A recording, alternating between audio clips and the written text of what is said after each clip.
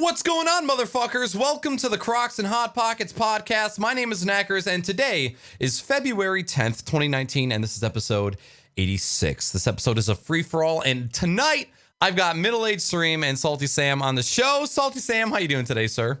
Doing great. Yeah, MiddleAged, how you doing? Good, fella. That's what I'm talking about. All right, during the show, if any of you guys would like to ask a question to be answered during the Q&A near the end of the podcast, you can use the !Q command in chat. If we're not live and you'd like to ask a question or submit any kind of feedback at all, or even if you just want to reply to one of the topics that we were talking about, you can hit me up at crocs@naackers.com. And lastly, if you enjoyed the podcast and you would like to support the show without spending a dime, please consider leaving a review for the podcast on iTunes. Consider this an official call to action, okay? YouTuber style. If there's anybody here who has come back to this podcast week after week after week, and you love it and you enjoy it, do me a solid, do us a solid. Head over to iTunes or whatever podcast app that you use and give us a rating. It can be whatever amount of stars you want. I would just love to hear some feedback. No. It has to be 5 stars. Otherwise, I didn't say we don't it. want your rating. I didn't say That's it. what Okay. I'm saying. But with that said, a good rating on iTunes, a good podcast rating does it helps enormously. So if you like this podcast, do me a solid. All it takes is a couple minutes of your time. Go to whatever podcast app you use, give us a rating. I'd appreciate it. Thank you. So real quick, let's go around the room. We'll introduce you guys to everybody that's on the show tonight, and they'll throw out their social media. So SaltySam, what's up with you? My name is SaltySam. You can find me on Twitch at SaltySam, Twitter at TheSaltySam, and Instagram at SaltyAllDay. And there ain't shit going on with me. I've just been running the roads, fixing the house, working all the fucking time. Twerking. My name is Jimmy, a.k.a. MiddleAgedStream, a.k.a. Jim Jam, a.k.a. Jimbles. You can find me on Twitch or Instagram at MiddleAgedStream, MiddleAgedStream on Twitter. Devastate your udders on FarmersOnly.com. I didn't expect that. My name is Naaackers. You guys can find me on this very channel 4 times a week. You can also find me on Anchor, Twitter, and Instagram at Naaackers with 3 A's. Naaackers across the platforms, motherfuckers. All right. What the hell are we drinking tonight? I'm drinking fancy shit beer. Yeah. Wait, fancy shit beer or fancy shit beer? Fancy shit beer. Is it fancy because it's in a koozie? And in a glass bottle. That's all you need to make a beer left. fancy, man. It's just a whole bunch of these in my fridge. Like, we had a bit of a party a couple weekends ago, and everybody just left all their beer here. The problem is it was all shit beer. Oh. So here we are. Well, I'll take any beer. We were having this conversation in Jimmy's chat. Like, all beer is created equal to me. If anybody puts a beer in front of me, if you gave me beer and apple juice and I had to pick one, give me the fucking alcohol, man. Every day. Yeah. I don't mind Bud Light, obviously. Every fucking week for the past 7 shows or some shit. Drinking Bud Light like Speed Demon drinks sweet tea. That's right. Sweet tea, man. I am trying a Shiner is like the big Texas brewery. It's like the Bud Light of Texas, basically, but they have seasonal beers. They just put out this new one called Shiner Lemon Pils. It's a German style Pilsner with a little bit of lemon. It's a big fat bowl of okay. I just bought it at the store yesterday, thinking it'd be a nice little kind of change of pace, but it's very meh. But I bought a 6-pack, and so like I think I'm like 3 into it. So I'm just trying to tough it out. I mean, it's not terrible, but I'm not going to buy it again. So, but I've got that. And then I've also got a nice glass of whiskey, my Redbreast. And I got the fancy steel cubes, man, the chill cubes. Oh, these things are great.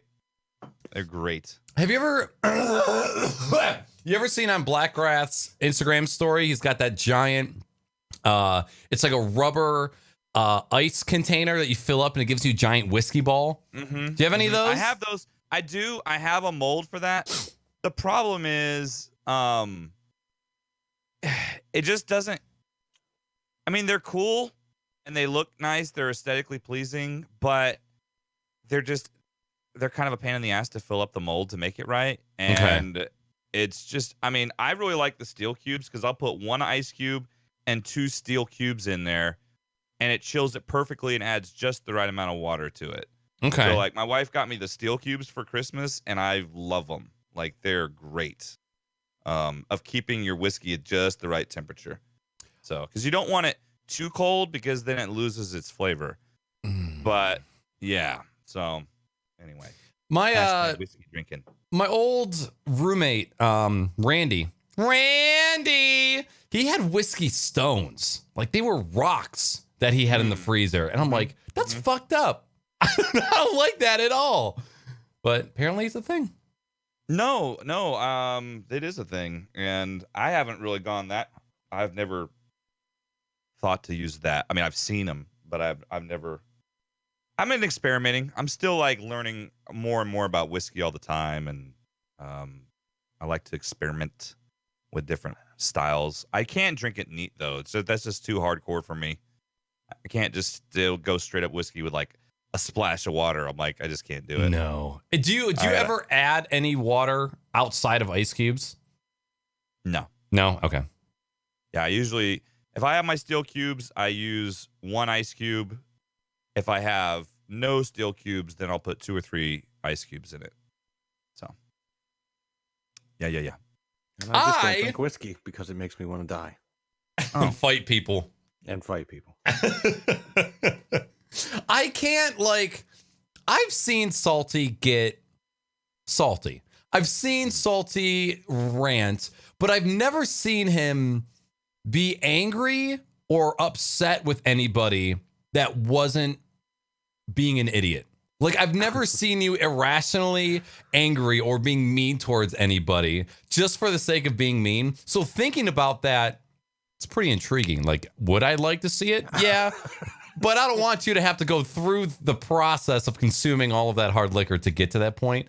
But yeah, you're just probably one of those people I would never want to get like mad at me. Ever. I would like to say that you've not seen me that way showing my ass, but you have. Really? Yeah, I showed my ass a little bit. Wait, physically? You don't? No, not physically. Okay. Like Man, that one time? More verbally than physically. The most you don't confrontation. Are you talking about at the cookie place, the cupcake guy? Yeah. Have you guys ever seen me angry, like actually angry or mean or just chewing somebody out? No. Can you picture it? Not really. Okay. It doesn't happen too often. And when it does, I usually embarrass myself because I'm that mean.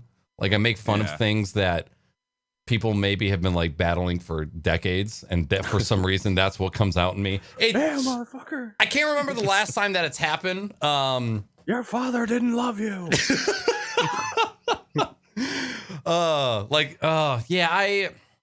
It happened a lot in the gaming community days before I was a staff member, just chewing people out just because.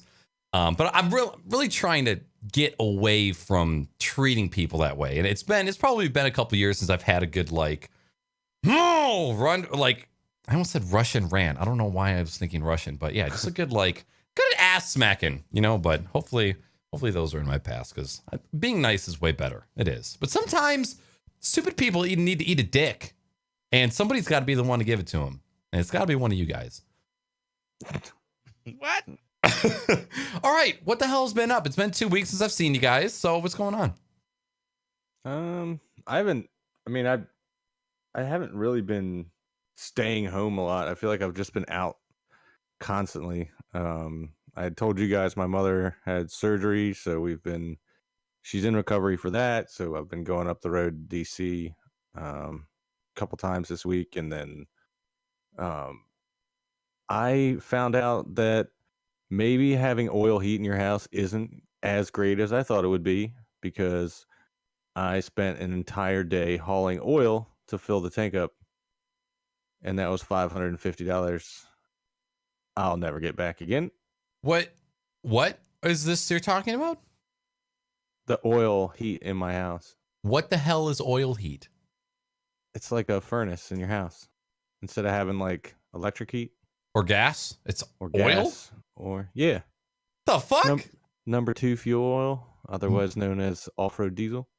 Never heard of it. Yeah, it's super efficient. It's Okay. almost as efficient as gas, but cheaper. Okay, I like cheaper. But it's still a shitload of money. So Right, I ended up having, like, if you get it delivered to your house and you have an empty tank, tanks are typically 275 gallons. And if it's empty when they fill it, it's probably $1,000. Holy hell! And how long does that last? So far, I've put 300 gallons in this tank. Okay. At $2.76 a gallon. So Okay. it's shitload. Yeah, that's a lot. This winter so far, and I'm hoping that filling it up the other day, that'll be it. It'll last the rest of this winter.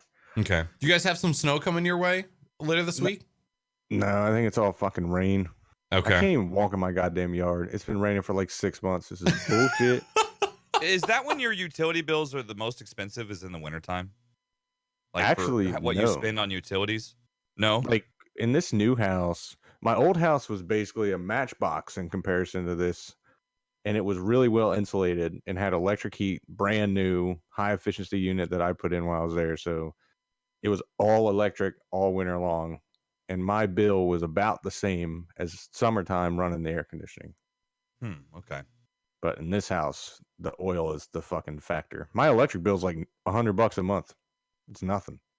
Yeah. If it's that. Not But my- bad. that fucking oil bill's been $750, $800 so far this year. And that's starting with 3/4 of a tank. Wow. Yeah, I want the winter to be done, but I also am not excited for my summertime electric bills. They're not fun. Yeah, it ain't cheap here in Texas, as you can imagine. Like our utility bill in the summer on the hot months, it's like between $450 and $500. Holy hell! Yeah, dude. Because the AC runs like all day. Right? Yeah, nonstop. I mean, you can't. I mean, you have to. If it's not running, the house is hot as shit. Is So- it dual zone? No, if we had 2 units, like we would probably, even though it would cost a bunch to get the other unit in, it would definitely be cheaper over a period of time. It would pay for itself, but we just have the Yeah. one unit. Yeah. I'm thinking about whenever, because the original unit is in this house as far as air conditioning goes. So it's probably damn near as old as I am. Mm. And when it takes a shit, I'm putting dual zone in this house because the summertime sucks balls. Yeah. There's a cathedral ceiling in the master bedroom of this house. It is hot as fuck in there all the time. It's bullshit. I hate That's the one upside to having window air conditioner units is like at nighttime, we can just kick on our bedroom AC and leave the rest of the house off. And it's okay. But actually, I don't really remember having our air conditioning on because usually by the time we would get into bed is like midnight or 1. So by that time it's so much cooler, but I know in Texas it doesn't cool down that much when the sun goes down. No, I mean it'll still be in the 90s at nighttime. So fuck. Yeah. Okay. By the way, I totally never even announced what I was drinking. So it's the same thing as last time. It's this daiquiri. You go to the grocery store and they have these single serving shaved ice daiquiris that you can get in pouches. So you just bust that shit up with a big wooden spoon, pour it into a glass, and then pour a shot of vodka over it, and it turns it into a like instant daiquiri. It tastes like it's from a blender. It's insane. And they're like $2? Like $2 a pop? Maybe even cheaper. $2? Yeah, it's cheap as shit. You need to class that shit up and put one of those fucking like bamboo umbrella straws in that bitch. Ooh, you know, Yeah. we have an entire arsenal of different types of straws. We've got 7-Eleven straws, we've got bendy straws, we got crazy straws, we got regular straws, and I know all the environmentalists are shitting all over me right now on Twitter. Do you hate the planet? Yeah, we haven't purchased any new straws since we found out they're killing everything. But I'm just like, anytime I have a straw in a drink that is not liquid, it's getting clogged at some point during the drink. A piece of ice that's too big, a chunk of shaved ice. Somebody didn't shave down the M&Ms and the McFlurry fucking long enough. There is nothing that makes me more angry when it's time to eat when I have a straw that gets clogged with something when I'm trying to eat it. So for the most part, fuck straws. Just give me it. I'll pour it into my mouth and call it a day. Mm-hmm. Metal straws. That's where it's at. My wife has these big, like, plastic. They're reusable straws. They're like these rubber straws. Mm-hmm. We have those and too. We got like a whole drawer full of them. She uses those all the time. So, yeah. I cut you off, Salty. I apologize. No, it's all good. But so I'm hoping to God this weather stops the fucking rain and brings the sun out for long enough to dry the goddamn ground out so I can finally get some shit done outside. I need done by the springtime. Like, I want to move the shed that's in the middle of the side yard of my house back up against the wood line. And I can't do that until the fucking ground freezes, which is never going to happen when it's 70 degrees and raining all the fucking time. The day my mom had her surgery, we were up at the hospital. I was in shorts and a fucking t-shirt on the 5th of February in Washington, D.C. It was 67 degrees outside. Oh my God. Bullshit. Did you build your shed or did you buy a shed? Nah, this one was the one that came with the house. The other one that I bought that's going to be my workshop is sitting behind this one. Okay. So I'm going to move. Right now I've got one that goes into the woods. I'm going to move the other one right here in the front. Okay. That way they're lined up across the front and I can make everything fit the fuck out the middle of my yard. I don't even know why you would put a shed where they put this shed. The drain field for the septic system is in this field. It's the only cleared spot on the whole upper part of the property. And you put a shed right in the middle of it. Bunch of dumbasses. Interesting. So, yeah, I'm moving it. I want to get a shed for my lawn equipment so that I can extend the workbench that's in the garage. But the only thing I can think about is like, I'm going to put a shed out there and then some asshole hornet or bee is going to build a nest and it's just going to be nest contamination. And I don't want to fucking deal with that. Yeah, you just get one of those bug bombs. What is that? What I use. It's just, it literally is like a smoke bomb with a bunch of fucking bug killing shit in it. Like just light it and toss it in? No, it's just like a pin. You just pull it and throw it in like a fucking grenade. Oh my God. Yeah. And they work great. Okay. I've used them a bunch of times because fuck that. I've seen the biggest spiders I've ever seen in my entire life in my shed. No. Not about that life. No. So like if it's been a couple weeks since I've been in that shed, bug bomb. Fuck it. Who cares? It's like $8. We use those at our family ranch. We get these every now and then. We get these wasp hives, but they're like the paper wasps, the ones that are in the ground. So there's these massive hives of wasps in the ground, and we'll frickin' bug bomb those motherfuckers, man, because you don't want to mess with the. I mean, that's something. Those things, man. You actually kill you. Kind of. Oh yeah. I mean, and they come out. I mean, those bigger hives have like a couple hundred wasps in them, man. They're pretty serious. And you're freaking scorpions, dude. Yeah, those are just more of a nuisance than anything else. They're not like really, like, they just hurt. They hurt. Yeah. That's the same thing with them little yellow jackets. Yeah. We have ground bees here. And I was fucking mowing the grass this past summer and ran over one of those nests.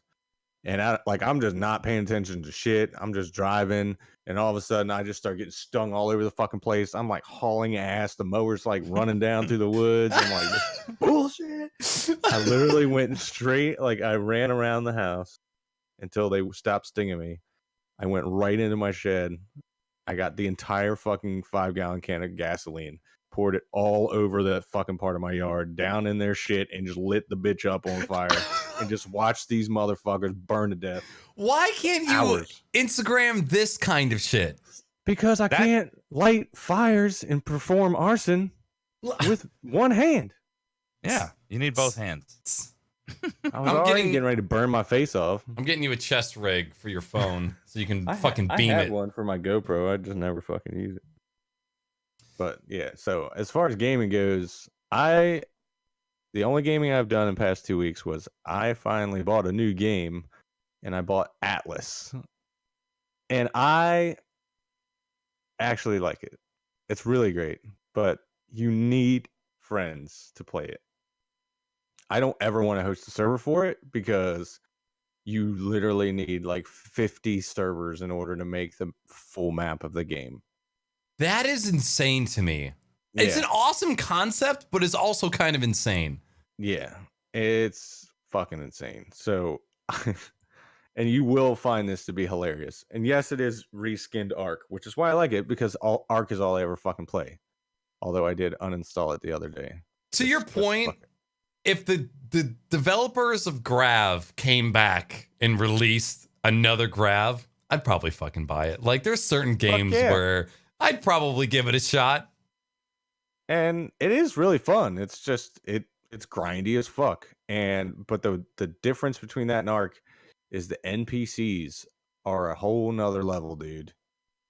The NPC ships and bad guys on different islands and shit. Like, in Sea of Thieves, you have like the Skull Force and shit where you go in and there's just skeleton dudes fucking coming at you. Yep. This is like animals and motherfucking zombies coming out of the ground, ships fucking everywhere. And here's my story, my start out story. I spent 5 hours grinding my ass off to build this, like, it's not the shittiest ship you can build. It's like the second shittiest ship you can build. Okay. Come to find out that if you don't have any money, in-game currency, which you have to like find in treasure chests and shit, or from doing quests, you can't hire crew members. So I was by myself in a boat that needs 3 people to actually be able to like effectively steer and move. Oh my God. And I'm just running back between the sails, changing direction of the sails, changing how much sails up and down. Then I'm running back to the fucking wheel. I had spent all day doing this. And the first fucking island I get to just so happens to be like NPC home base. I'm immediately greeted by 2 NPC ships that get on both sides of me and basically just Eiffel Tower my fucking ass into the ocean floor. No! 100% died.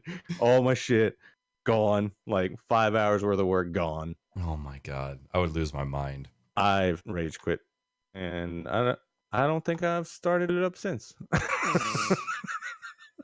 That's what you get! It was like 5 days ago. I would love that game if it was in single player. That, like, Ark, I have played a decent amount of Ark single player just because I can mod the fuck out of it and just have fun doing dumb shit. Right. I would love to have just single player where I could go to the entire fucking island without having to go on 50 servers. Like, the transitions between servers is great. You literally just drive your boat to the edge of the map, and when you get to the edge, there's like a fucking wall that you can see. It's kind of like smoke and like lights and shit, and you just drive through it, and there's like a 2-minute load time, and then you just end up in a whole nother server. Okay. So it is a legit way of doing it. They used all the Ark cross server play. Like I used to have 2 servers that had this cross play where you could literally just like beam from one to the other from within the game. So it's really cool, but I don't think it's worth $30.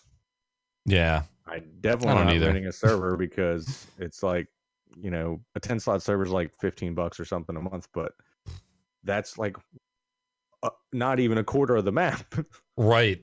And it's huge. Like, the servers are big, but this map is gigantic, and it's required to go to different maps, like different servers, in order to get different like resources. Okay. And shit for like the super high end game type shit. You really have to. I don't even know how the fuck people do it. I don't either. I've been watching people on YouTube and shit playing this game. I'm just like, this is fucking insane. Like, this took you all day and night. Unless you just spawned everything in. Right. This. Sharks and bears. Bullshit. It's bullshit. But it is, I mean, it's Ark with pirates. So it's sort of fun. kind of up your alley. Just And you can tame animals. really? Oh, so there's that mechanic in there as well. Yeah. Okay. There's not a shitload of them, but there's definitely a bunch of random animals that don't actually exist. Like you can have pigs and bears and fucking normal animals, and then you can get like these weird raptor-looking motherfuckers, Like birds, all kinds of dinosaur-ish shit. raptor? Yeah. Oh, That's okay. fucking. I don't know nothing about it. I'll never get there. That's it. Salty's done. I'll probably play it some more, but like I said, I just want to play it single player. I don't. You need like 10 motherfuckers to play this game. Yeah. The only people that are playing it right now are people that do. It's like teams of YouTubers that have servers, or like RP servers. I'm actually curious to see how many people are watching Atlas on Twitch right now. Probably like 2,000. Atlas. It's listed as an MMORPG. Interesting. 6,000 people, almost 7,000 people watching it. Yeah, well, there you go. So it's up a there. lot. There's a lot of RP hype around that game Oh yeah, for sure. because there's a ton of customization and stuff too. I'm thinking.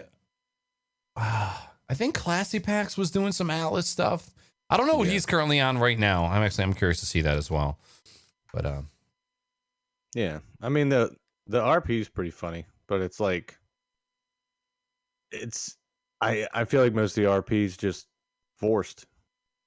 Like if you want to go out and say you want to act like you're a trader or something in an RP server, to get the resources necessary to do like one skit, it's gonna take you fucking days. dude, and that's like I always see Classy Pax tweeting that he's writing stories and like getting soundtracks and trying to find other people to play characters along with his character. Like this guy puts so much fucking effort into his roleplay stuff, and his Grand Theft Auto stuff was always the best to watch. But yeah, it looks like he's going full time with Atlas RP right now. Dark Side RP. Yeah, that's one of the servers. Okay. Probably be fun to I watch. used to watch ARC videos was on YouTube. Slipgator. He still posts videos. I think he's got like 16 or 17 videos, but Okay. ain't had a whole lot of time. I just Roger. come off of fucking nights. I just did my taxes. I sent them out last night. Fuck yes. Maryland Dude. kissed my ass. Our fucking Twitch 1099s are still not accessible Yeah, gonna And- have to wait. Fuck. and That's- won't be isn't for that another illegal? 2 weeks. They're going to be paying fines up the ass, that's for sure. Yeah, we got to have it by the end of January. Yep. Yeah, the That's fucking website terrible. that they are using to host the 1099s is not even up. Like the website is down and has been. Wow. Yeah, it's fucking gnarly. So I have That's not been able to good. do my Like, taxes. How have we not heard this? How have I not heard about this? Like, you think that would be big news story? I don't know. And the thing is the people who got their W-2s already, they're saying that they're probably not accurate. So for the people who Jesus. got their W-2s and fucking did their taxes already, you might have just screwed some people. Motherfucker. Well, Gnarly, brother. I thought and have thought this entire time since I bought this house that I was going to get fucked in the ass by the tax man because I sold my old house and I did a bunch of work to it. So I made a shitload of money off of it. Right. Not 1 cent of that shit's taxed. Really? Yeah. Hell if you yeah. live in your house for a really long time and pay it way down, they don't fucking tax you at all. I mean, I didn't make enough to be taxed is basically what it turned out to be. It's like the time Okay. frame I was there. If you're there 2 years or less, you're getting fucked, especially in Okay. the state of Maryland. Maryland will fuck you. But I was there for like 7 years, so they didn't touch any of it. So, Wow. Well, that's awesome. yeah, it's Yeah. fucking awesome. I mean, it's not like I'm getting $100,000 back from taxes, but Right. I'm Good not paying. chunk. so No We're wonder you're alright. so chipper today. yeah, we're paying. Paid for the vacation down in North Yeah. Carolina again this year. Hopefully, It's we won't get hit by salty a fucking hurricane. And sweet, Sam. Tonight. Hey. It's like a So, fucking Sour Patch Kid. Yeah, first they're salty. But yeah, that's it. I mean, Okay. I've been just working constantly. Dope. Jimbo! Naaackers! What's up, dog? Talk to me, daddy. Hey. So, for me, since our last podcast 2 weeks ago, we've played 4 soccer games, won them all. Damn. For my job. We're actually the first place team in the district right now. Yeah! So I'm trying to like not let that go to my head and realize I'm still fucking don't know what I'm doing. It's my first year as a head coach, but we're rocking and rolling. It's been a good start. School's going well. I don't know. I feel like these last couple of weeks, even though I've been tired because I've been so busy, I feel like I've been in the zone, kind of like when I'm teaching my lessons, because I know some of the materials so well. So I've been just like kind of ad-libbing and making these like corny jokes and just doing a bunch of shit that's I feel like my students are enjoying it, and it's been really fun to teach. So I've been enjoying teaching. Again, not that I don't, but you know, there are times as teachers, and any teacher who doesn't say this is a liar, but there are times when you hit those lulls where you just kind of like kind of go through the motions a little bit. And I try not to be that way, but it's been fun. Teaching's been a lot of fun for me the last few weeks. So Awesome. and then other than that, man, it's been like soccer, work, sleep, get a few streams in a week, repeat. That's been my life. And of course, you know, I spend time with my family. We usually Thursdays usually like family night where we go do something together, and you know, go out to eat. Like today, also on Sundays too. Like we went to the movies today, and it was nice. But yeah, that's pretty much non-gaming stuff. Oh, I did also. I finally opened a merch store for my channel, which I know you went and bought a shirt. I bought myself a couple shirts. Hashtag merch. Shameless plug. I want to get. I got to find a company that does it. Like I know I could go. I want to get some koozies made. Ooh, with the little beer emote on the koozie, which would be kind of cool. But the only place I found that does them that's reasonable, like you got to get a bunch for yourself, and then I would have to send them out. That's too much fucking work for me, man. Yeah. Like I need to find an online store that does koozies that I could get my art on there and do that. So I'm gonna try and find that. Okay. And then and then this weekend I'm celebrating 4 years on Twitch. 4 years, man. Nice. Can you believe it? I can't. I really can't, man. I can't believe that I've been doing this for 4 years. It's been fucking. It's cool, man. How Really, really long cool. were you on Xbox before you moved over to PC? About 3 months. Yeah, about Okay. 3 months before I built my own PC. Okay. I streamed on the Xbox, but I actually this is actually not my first Twitch account. I actually started streaming on Twitch technically like about a month before. It was with an old account that I quickly just deleted because I had it. I didn't realize, I didn't quite think it through of the ramifications of tying that to my own personal information with me being a teacher. Yeah. So I just nixed all that and started MiddleAgedStream. But my original Twitch account was called Niner Jimmy. That was my original Twitch handle. Fucking walkie-talkie. Yeah, just straight from my Xbox. So put a little more thought into the next iteration. So, but yeah, man. Gaming wise, I'm playing Resident Evil 2, although I'm going to have to do a completely fresh restart of the game because I was a dumbass and I left a critical part of the game that you can't go back to, and it has like the strongest gun in the game, the Magnum. Oh no. And I left and I saved over. I was a dumbass and I saved over my files. So now I'm gonna have to start over.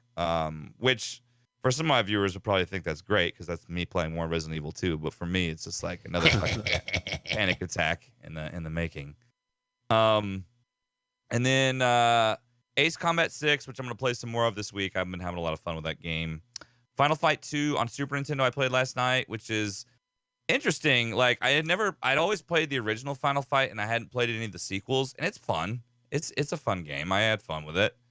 Red Dead 2, and then of course Smash Ultimate, which I played a little off stream with my son, and then I got to play with some of you guys last night, which was a whole lot of fun. God, I am terrible, especially after a couple drinks. I'm already bad at Smash, but I am really bad after a couple drinks, man. The lag, the latency and lag last night was the worst that I've ever experienced on Smash. Yeah, it was not. It was not good. It was just a bad night for Smash. Is all. It's all good. Yeah, but it was still fun. I mean, it was still a good time. But yeah, there was like, I was struggling hard. But it was a good time. It was a really good time. So, but yeah, that's pretty much it for me, man. Just plugging along and enjoying my family, enjoying my work, and winning soccer games. So it's been good. I know for a while there you were contemplating a name change. How do you feel about that now? Has that feeling passed? Are you content? Well, now you got fucking Mertz, so you can't change, but I think for a while the reason why I was thinking about it was just too many syllables, I thought, Okay. Like didn't quite. But then when Twitch gave us the opportunity to change your name, and when I just dropped the from it, I felt like it was fine,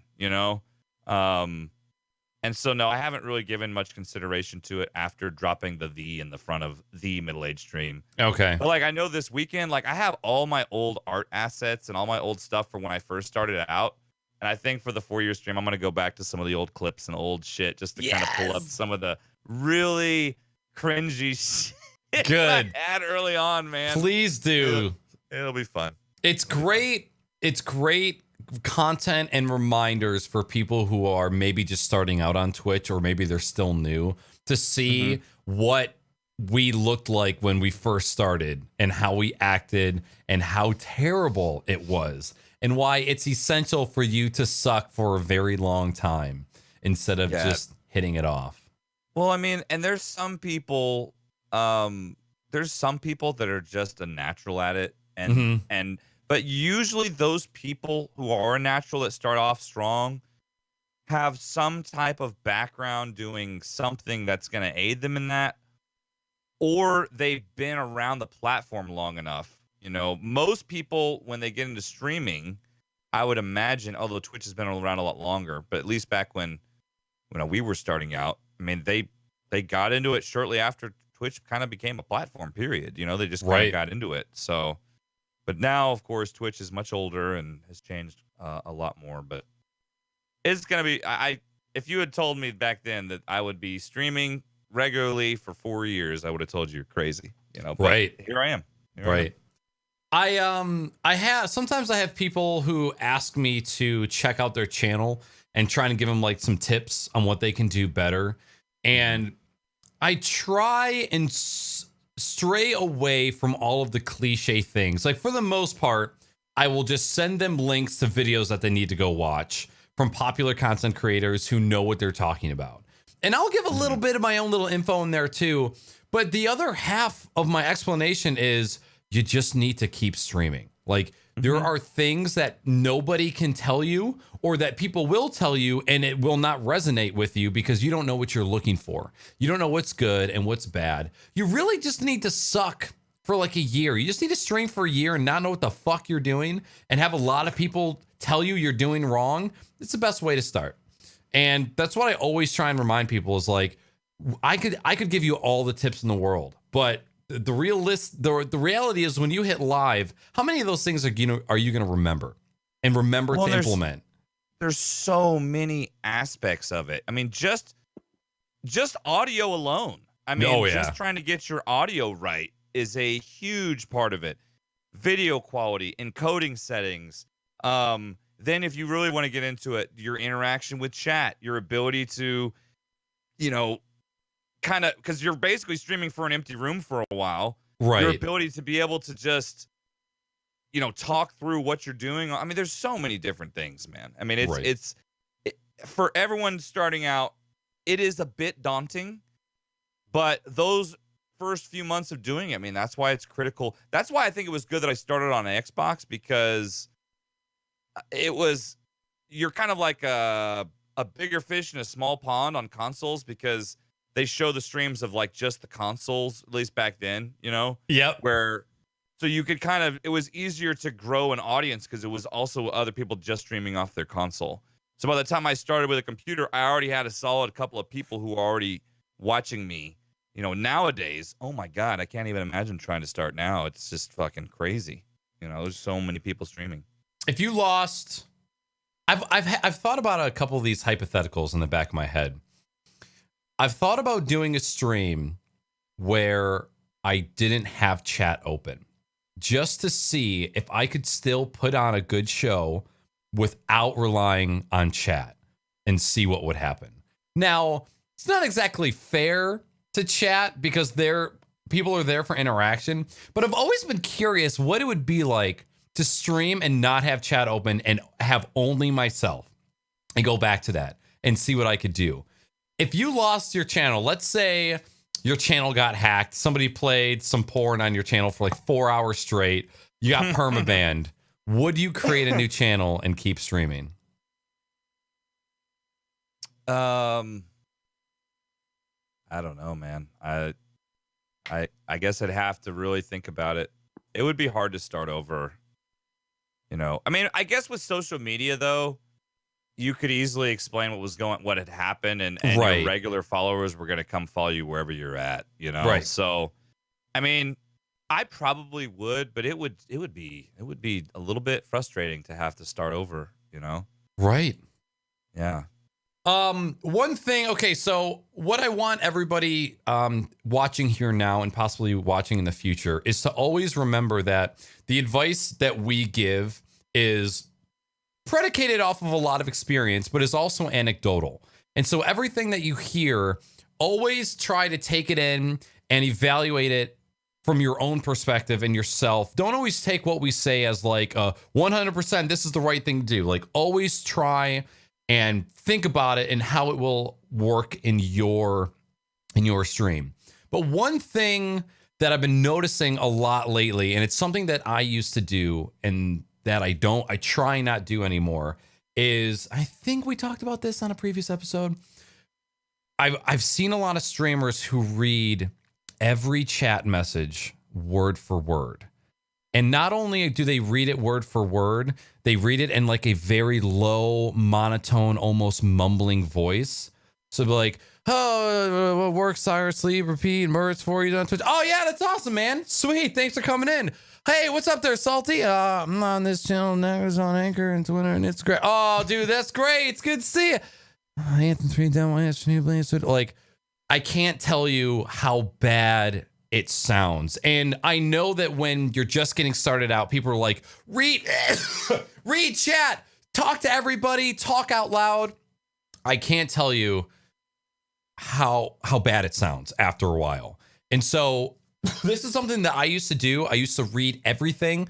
Now, if I see a question, I will read a question out loud and then answer it so that anybody in chat who may not be watching at the time, or maybe they're audio only. But just today I popped into like 3 different streams, and it's even worse if the person doesn't have like a good reading voice. You used to have teachers who they could read a book. They could get you interested in Huckleberry Finn, for fuck's sake. Like, it doesn't matter what they're reading. And then there's other teachers who just can't read out loud. And they just struggle and they stumble.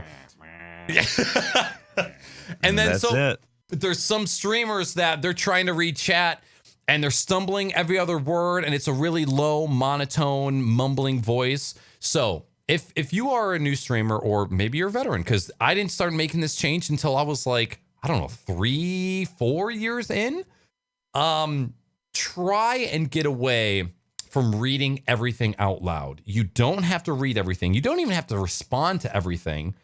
And you can respond without reading the entire message. And I guarantee you will go back and look through your VODs and you will notice that your streams start to flow a little bit better. And I can't tell you enough. Did you ever have, either of you guys, Salty, I know you haven't streamed as much lately, but did you ever hit that point where you're like, oh man, I got to stop reading absolutely everything that I see? Or was it was it natural for you to not already do that? I did that shit all the time. Okay. Yep. It was bad. I mean, it's one of those things where, especially when you're first starting out and your channel's totally empty, a lot of that shit that you're talking about, learning off the bat, when you first get started and all that daunting stuff. You're still doing that now. Mm-hmm. The difference is that you've done it so much over the years that it's second nature to you now. So you just do it. It's like riding a bike. You just fucking hit go live. All this shit's already in the back of your mind. You don't have to think about it. But until you get that shit ingrained in the back of your mind, everything is like pretty much sequential. Right. Like you're constantly thinking, okay, let me check this screen. Let me check that screen. Let me check these settings. Go live. And then it's just like totally out the fucking window the first time anybody even comes into your chat.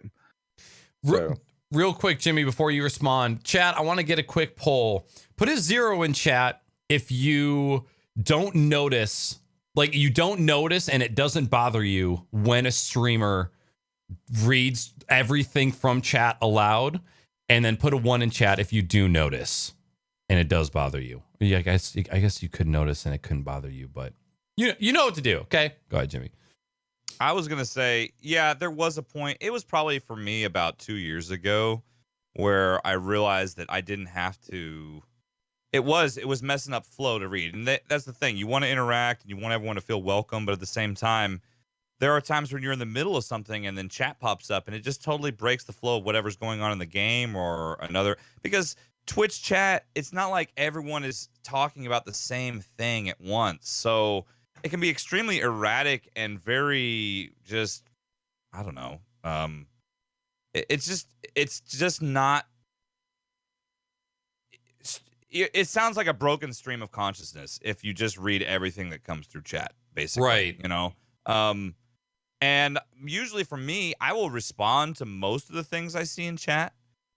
Usually not necessarily read. Like I'll read. You know, I'll see someone's comment about something and I'll just respond directly to it without reading the comment out loud.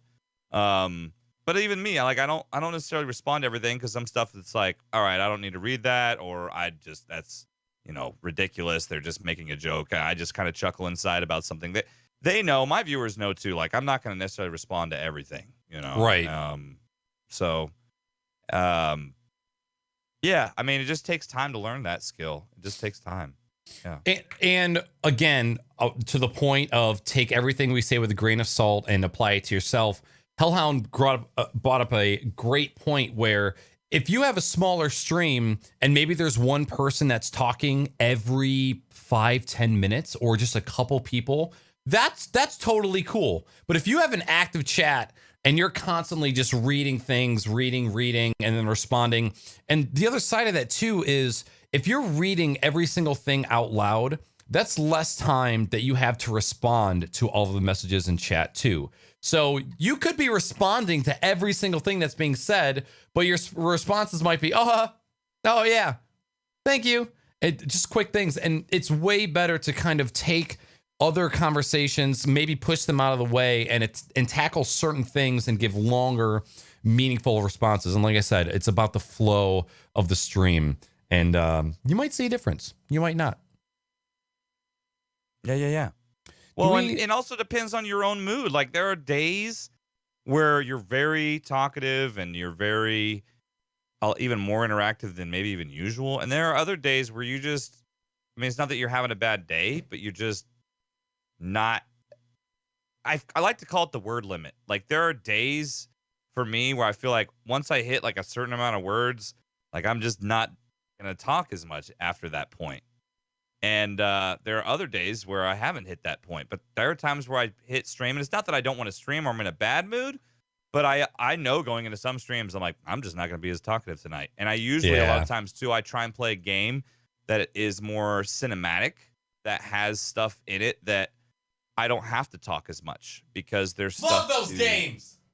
Yeah. I have a problem with that. Every time there's a cinematic or cutscene or dialogue, I use that opportunity to catch up with chat and start engaging in concation. And then I have no fucking idea. God of War. You're missing out on some of the story, you son of a bitch. I know. I was like, look at the screen. Listen. This is important. It's important. Like, it's like I feel so, when I'm playing that game and I'm in those battles, I feel so invested. And then when a slow part, like a canoe ride comes by, I'm like, oh my God, thank God I can rest and see what's going on with chat. And then next thing you know it, the canoe ride is over and I don't know who the fuck anybody's talking about. So it's talk about things that I need to work on my stream. I did the same thing. I do the same thing sometimes, man. I get it. Like there are moments in cinematic games where you're trying to catch up with chat, but you're also trying to not ignore the story of the game you're playing. Yeah. So. Yep. Did we segue right in between you non-gaming and gaming, or were you're in the middle of gaming? No, that was it. I'm done. You're good. Okay. Yeah, I'm good. I'm good. And for non-gaming for myself in the script, I put I don't remember because I really don't. I have no idea what happened outside of gaming and streaming. We need to start taking like journals or something. Well, here's the thing. I can usually go into my calendar on my phone, and then if there was any event that where a calendar event was necessary, I can go back and go, okay, I did that. I did that. There was nothing. The only thing that was on my calendar was my doctor appointment. That was earlier this week. And my doctor's appointments now stand out so much in my mind because I was very fortunate growing up where I maybe like in the past, maybe 15 years, I've been to the doctor like 3 times, maybe 2 or 3 times. I just haven't had anything going wrong with me. 28 changed that and shit's breaking down. And so I've been to the doctor probably like 3 or 4 times in the past year or so. And most recently I had to get my knee drained with a bunch of fluid.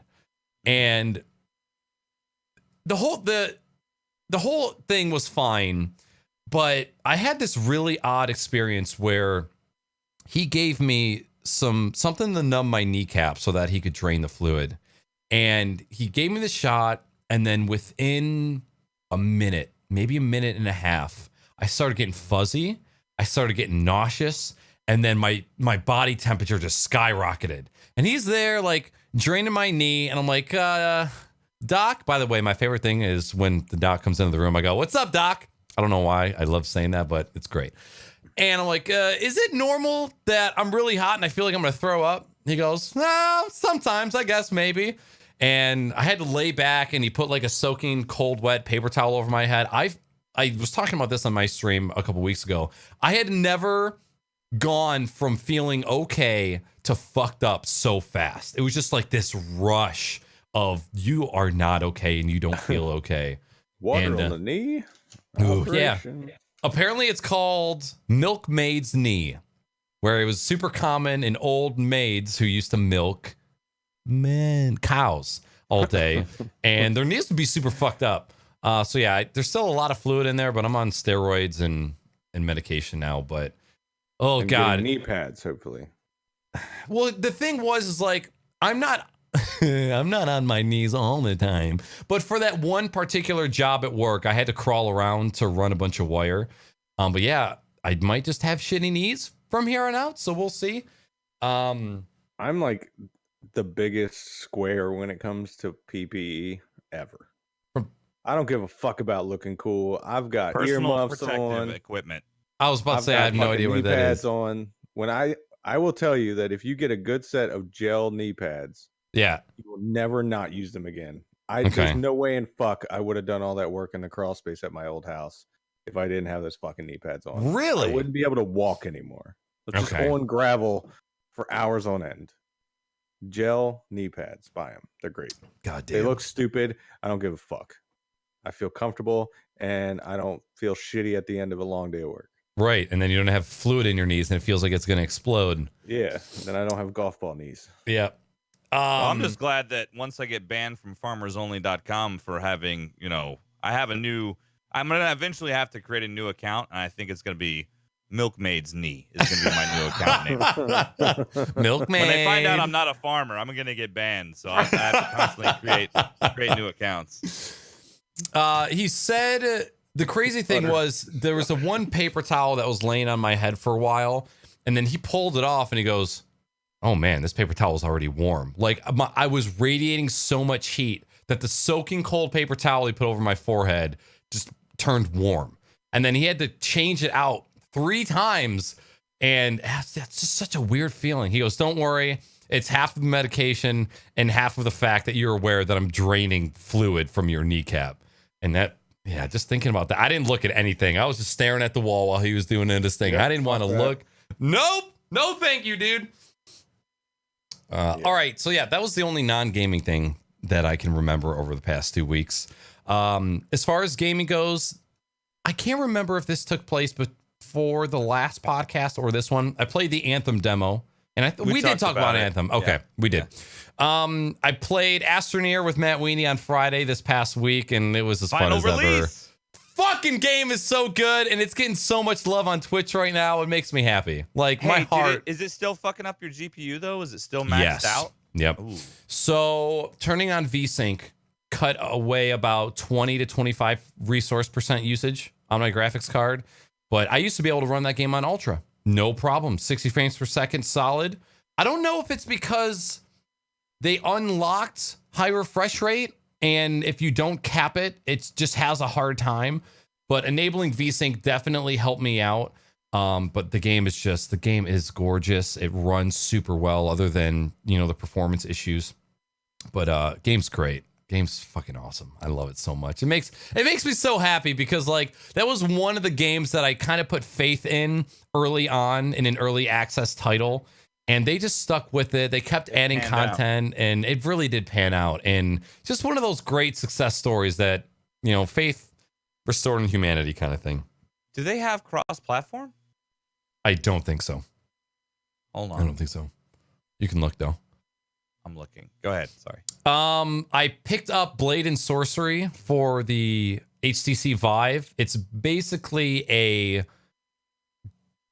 gruesome murder simulator in medieval times where you can jump around, grab weapons and daggers and knives, and you can stab people and then throw them. You can grab people by the neck and shove a knife in their belly. It's like medieval slow-mo witchcraft fighting. Is that the one that 42 was playing? Yep. Okay. Yep. It's really creepy when you can grab somebody by the neck and bring them to your face and then just run a dagger through their temple. The first time I did it, I'm like, God, that was a little too real for me. This is a little creepy. And then you do it like 5 times after that, and you're slow-mo 360 no scope and throwing daggers at people, and it's awesome. So if you have a VR kit and you just feel like being a murderer, but you don't want to go to jail, check out Blade and Sorcery. I played Getting Over It. It is cross-platform, by the way. It is! Okay, but sweet. Only, hang on, there's a caveat. Only between Xbox and Windows Store, not on the Steam version of the game. You'd have to have bought it through the Windows Store for you to play cross-platform. Fucking castrate me. God. So it is cross-platform because I have the Xbox version of the game, but I could only play it with people who have the Windows Store version of the game. So okay, let me add. Just had an idea. Played Getting Over It. So I vowed to never play Getting Over It on stream again. I promised that I wouldn't. And then I turned into Tifu's stream for the first time ever, and he was actually playing Getting Over It and not Fortnite. And so he was doing a really good job, and he was killing it, and it gave me the fire to want to play it. So I started playing it with him, and I got all the way up to the orange in 40 minutes. Best time ever. And then I fell all the way down. And so the next stream, before I played, maybe it was God of War or maybe it was another game, I asked chat if it was okay if I did one run of Getting Over It because I was super in the mood. And praise Naaacker chat, you guys gave me the chance to just play Getting Over It one time. And I got up to the bucket on a string in 20 minutes.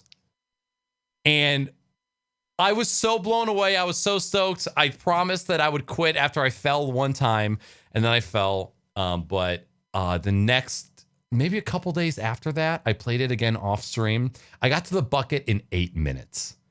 All the way to the fucking bucket where the snake is in 8 minutes. And I was so pumped about it. And then I fell. and then I rage quit, and I don't know if I can ever go back again because I was feeling so good about that game. That run was good, man, and then I died. I finished up Heart of Stone, Witcher 3 DLC. It was awesome. Still need to go through and play Blood and Wine. I got to play some Ring of Elysium with Weenie a couple weeks ago. Just another free-to-play BR game. It's pretty cool. Play some Overwatch. And then, yeah, we have about 7 streams of God of War under the belt. And that game is amazing. Oh, my God. It's so good. Nothing negative to say. It has been really fun to watch you play that game. Thank you. Because it's been not only is, it's been enjoyable to watch you stream a game that I've played through, so I'm not worried about spoilers, but it's been enjoyable watching you have those moments that I remember having when I was playing the game. Yeah. And just like those oh shit moments. It's been a lot of fun, dude. It's such a good game. I'm so glad you're playing it. I love the best part about God of War is when they start building mechanics, like different game mechanics. I thought I was going to have an axe the entire game. And then the fucking blades came in halfway through. And then you have the mechanic of like transferring the winds of Helm, the different types of arrows. Like when a game progressively builds different game mechanics throughout, it keeps it so interesting.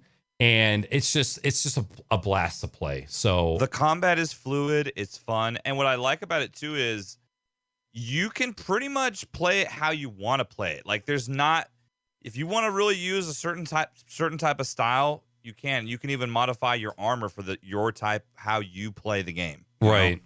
Which is really cool. Really cool. And that is what I have been playing. So ready to move along into gaming news and discussion? Yeah. Dope.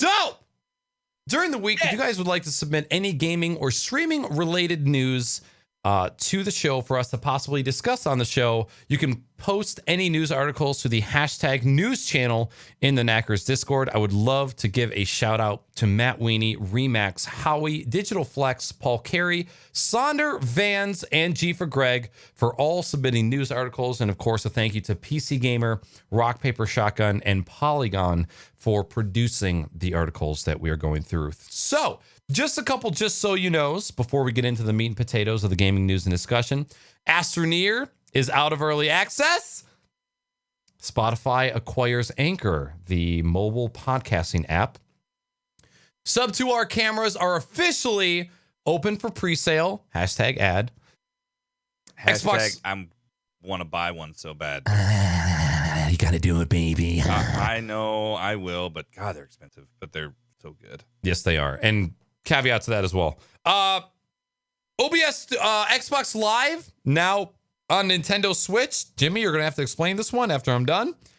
And OBS Studio 23 beta is now out with NVENC and Vanki improvements. So first and foremost, Astroneer finally out of early access. You guys know you've seen Astroneer gameplay on the stream for years at this point. Super dope. Sub 2R cameras officially being on sale. As you guys know, I've been using a Sub 2R prototype camera for the past 7 to 8 months. They did send me a production version of the camera, and it's been working amazing, as you can see. What's the difference between the prototype and the production version? So, don't mind me asking. Biggest thing is the newest version has an FPF cage, which you can basically just use a bunch of different cables and attachments with it. The old camera had a USB 3C cable and a power supply. This one runs only off of a single USB-C cable. Wow. And then the new control center that they have for this camera is also much, much better than it used to be. And the heat sinks are smaller. It's a little bit less bulky. It ships. How does it attach? Does it have a way to easily attach to a monitor on there, or do you need to use your own mount? You need a mount. It's the same. It's the same mount that's on the bottom of the C920, the 3/4 thread. Oh, see, because I just have mine clipped on top of my monitor. Okay, I have a $19 Amazon boom arm that is made for webcams that the C920 screws right into. So I have that arm. And then a $7 360-degree ball joint, and then right into the camera. So for $29, you can have a free-flowing moving arm that supports the weight of it just fine. So I've been a part of the sub 2R kind of thing for the past 6 months. And as you guys know, I've absolutely loved this camera. It's a product that I have adored. And it's really awesome just to be a part of something like this. I've never been a part of something like this, especially to hardware level. So I'm equally excited about it. If you guys are interested in the camera, we'll throw links in chat. The only thing, do you have a lot of space behind your desk, Jimmy? Doesn't the back of your desk face an open part of the room? Mm-hmm. Okay. So if you were to get one, I'm pretty sure that the lens that it ships with would be fine. When I used the lens that it shipped with, I had to have the camera kind of far away to get a decent field of view at my desk. I'm kind of using sort of like a fisheye lens right now. Don't they have an option where you can get that fisheye lens to come with it? I actually don't know. Yeah, on the website. Yeah, I think they do. Let It's me like look. an extra $40 or so, I think. Lens 5.5 f. I think so. I think mine's a 4mm. Yeah, mine's a 4mm. So it's still a better field of view than the stock one. But yeah, I mean, $44 for the lens is actually really, really good. So Yeah. anybody that gets it, I wish the best for you, because it's an awesome fucking camera. I love it. I'm gonna get it. I just it's gonna be a down the. I haven't upgraded. That's the only thing I have not upgraded really since I started streaming was my camera. I've been using the same C920. I did buy that the Razer Kaio, but I really just, it's basically $100 ring light. Right. Because I can get better video quality out of my C920 than I can get out of the Razer Kaio. Like the way it's 60 FPS, the Kaio, but I can't get it to look as good as I can get the C920 to look. Right. For whatever reason. C920 is still king, chat. Don't let anybody tell you different. C920 with good lighting is still king in the sub 100 range. Good lighting is the key. Yep. Yeah. OBS Studio 23 beta finally out. So with the RTX NVIDIA cards coming into the market, NVIDIA and Wizard of Oz are working together to develop a new OBS, or just like an updated OBS that has really good NVENC input. So I installed the OBS Studio 23 beta on my gaming PC, which I use to NDI all of my gameplay over to my streaming PC. And I saw a 10% decrease in CPU usage by upgrading to the newest OBS. So if you're on a dual PC setup, or even if you're on a single PC setup and you are using NVENC for encoding, give this new OBS version a try, and you might get some good performance increases. So very awesome. Xbox Live on Nintendo Switch. Oh, okay. So they haven't exactly explained what is going to happen, but Xbox Live is coming to Nintendo Switch. It's just kind of interesting because, obviously, this is opening the doors for even more cross-platform opportunities. They announced it. They're probably going to put out more information in the coming months, probably around E3, I'm guessing.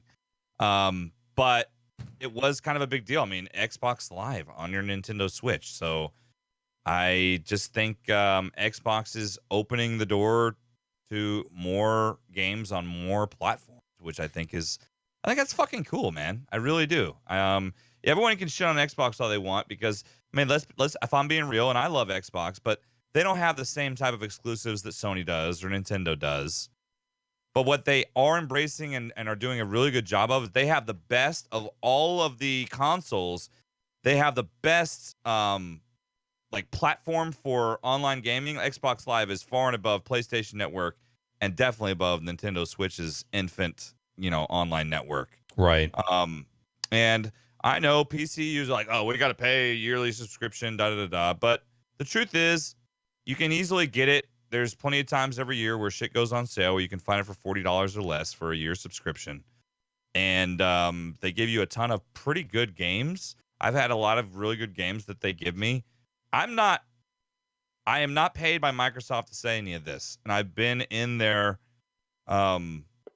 But I love my Xbox. I play because for me, it's almost like having a dual PC setup the way I use my Xbox One X. I'm playing 4K content on a 4K monitor, some of it at 60 frames per second, and I'm using my PC to stream it all. So I'm able to push out a pretty high quality stream for when I'm streaming, thanks to the fact that I'm using an Xbox. So Right. I think it's cool. I think it's cool. So just my 2 cents. I think it's neat that they're bringing that to the Nintendo platform. I would Absolutely. love to see some cross-platform Nintendo titles with the Xbox. I think that'd be fucking cool. Absolutely. All right. We really don't have too much. Why we spend so much time on the beginning of the show is because there isn't too much gaming news that's going on. We only have a couple things to talk about, and then we're going to jump into the Q&A. The first thing that I wanted to talk about was the launch of the Epic Games Store and the effect that it's going to have on the future of gaming. I kind of wanted to get your thoughts regarding the launch of it. There was the controversy of the latest Metro game being pulled from Steam and then put on the Epic Store instead, exclusively for the first little while. That's super interesting. And then another thing that I just thought of while we were talking about something else earlier on is something I didn't think about before, and that is cross-platform between Epic and Steam. If there are multiplayer games that are being released on released on both, what is partying up going to be like between the two launchers? Is that something that's gonna be supported? Is that something we're kind of gonna be screwed on? If I have one friend who bought it on Epic because it happened to be on sale, like they bought the Division on Epic and then somebody bought the Division on Steam, are we fucked as far as partying up? That's kind of the only negative thing that I can kind of think up in my mind right now. But Salty, what do you think about this whole thing going down? I don't know. I never really thought about the cross-platform multiplayer shit before now at all. Mm-hmm. I mean, as far as what are my thoughts on shit getting exclusively on Epic, I think they're doing the right thing. I mean, that's how, I don't know if anybody else remembers this, that's how every fucking console was when we were kids. Oh, yeah. Every console was nothing but exclusives, and they slowly died out. Probably Xbox 360, PlayStation 2 era was about when all of them started to die out. Right. Being just exclusive and starting.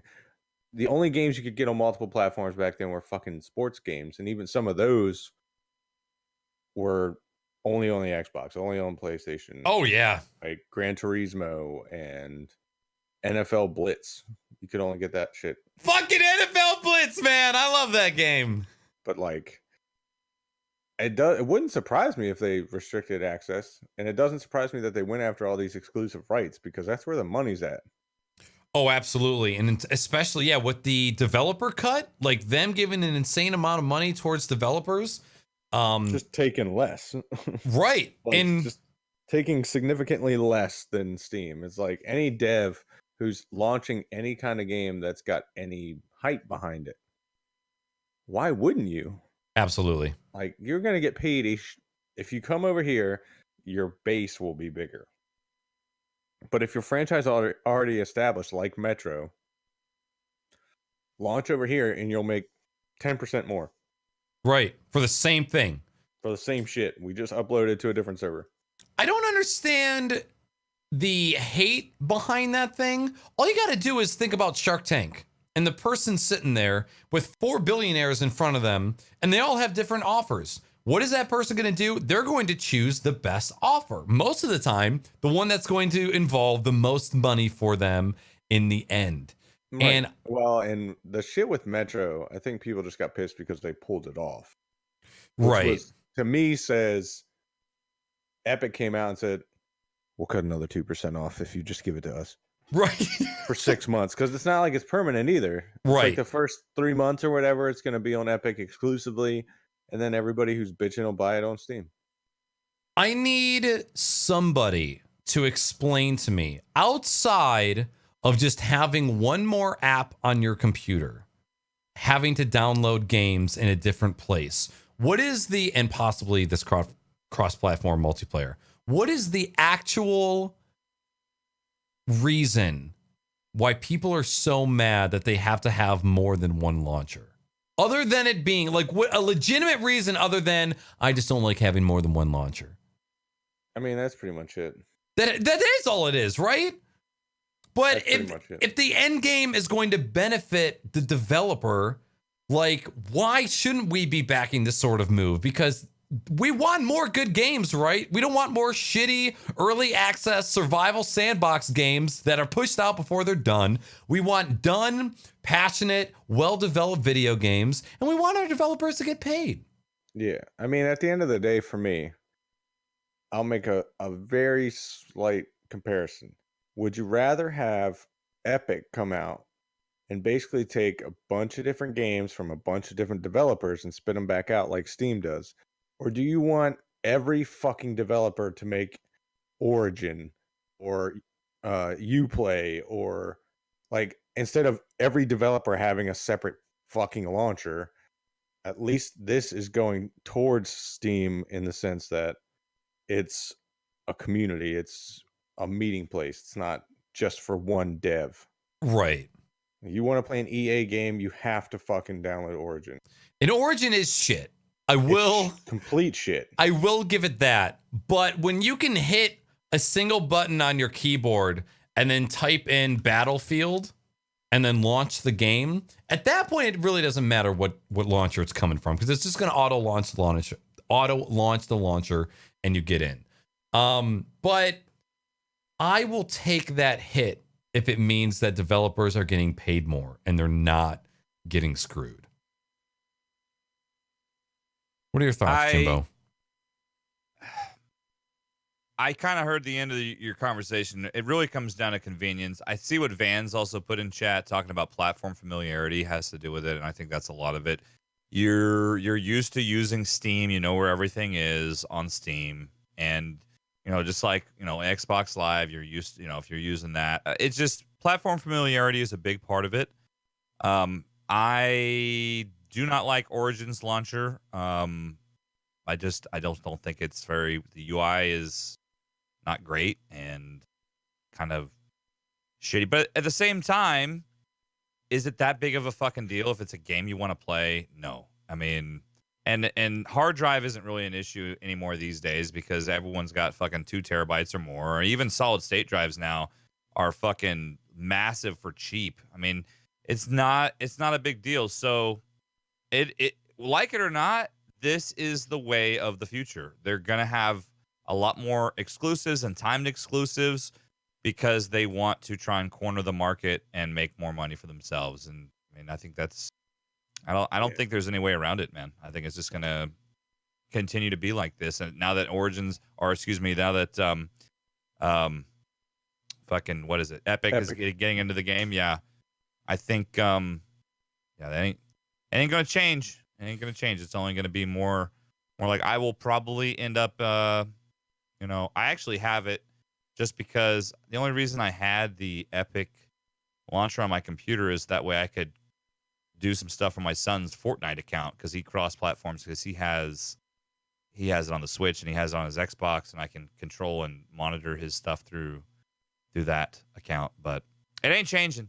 It's going to be more of the same. So we better adapt and get used to it, because that is the thing. But on the flip side, on the good thing, the whole cross-platform opportunities. I think that is the silver lining that I think makes it worthwhile, because the fact that you could play a game with someone who's playing on PC, with someone that's playing on console, or playing, you know what I mean? And I think that is so cool, and something that they obviously showed can be done well with Fortnite, regardless of how you feel the game or not. But you can play Fortnite on fucking, PC, Xbox, Switch, PS4, iOS, Android. You can all play together if you want. And I think that's fucking amazing. And that's only going to be something you're going to start seeing a lot more of in the future with other games. I think that's really, really good for gaming in general. I really do. 1 terabyte SanDisk SSD $130. What a deal. Holy hell. That And, motherfucker was $1,000 like a year ago. Yeah. Yeah.